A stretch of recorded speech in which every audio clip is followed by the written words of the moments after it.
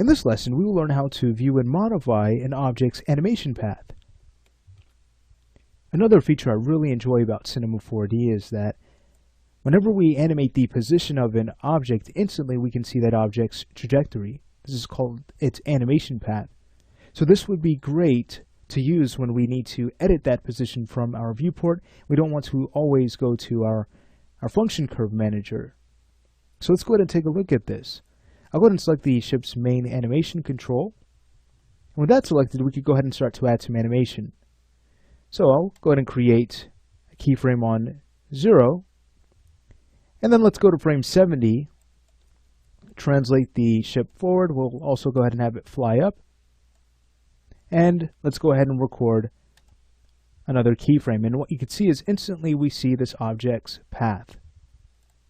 If you cannot see this path, go to Mode from your Attributes Manager and choose View Settings, and then from here we can go ahead and turn on and off the animation path underneath the Display tab.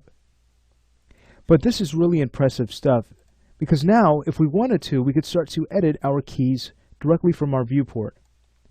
So if we wanted to have the ship fly further, we most certainly could. We can simply select this last key and start to drag that out just a little bit more, and you can see how the animation now updates. Very nice. And this will also update from our F-curve manager. So let's go ahead and take a look. I'm going to load that in. So you can see as we start to drag our key from here, that'll start to update things from our F-curve manager.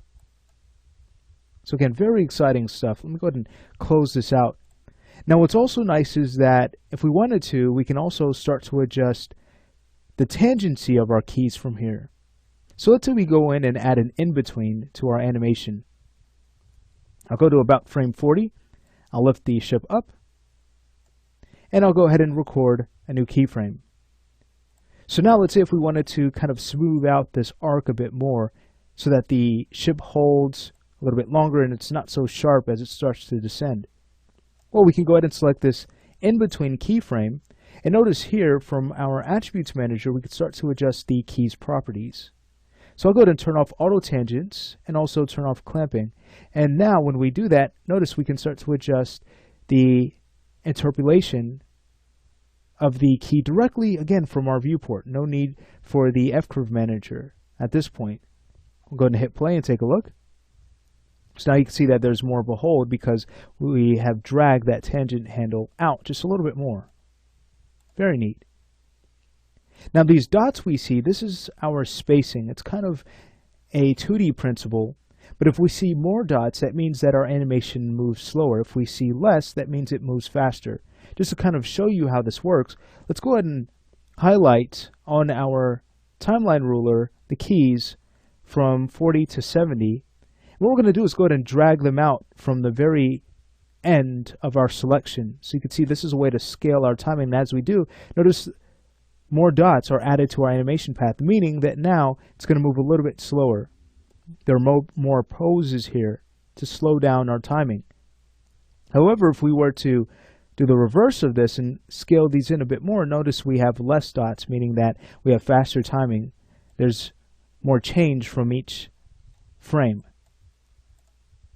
So again, that's a look at our animation path tool in Cinema 4D, a great way to adjust the position of our objects.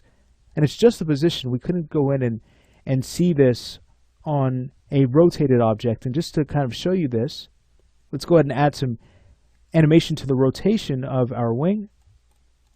So on frame 0 with the wing control selected, we can go in and we'll just go ahead and record a rotation key. So now, if we were to go in and, let's say, on about frame 26, rotate the wing down, we can now go ahead and record another keyframe. And again, you can see there's rotation there, but there's no animation path. So I did want to make that very clear that it's just the position that we're able to see, positional movement, and nothing to do with rotation. So again, that's a look at Cinema 4D's animation path.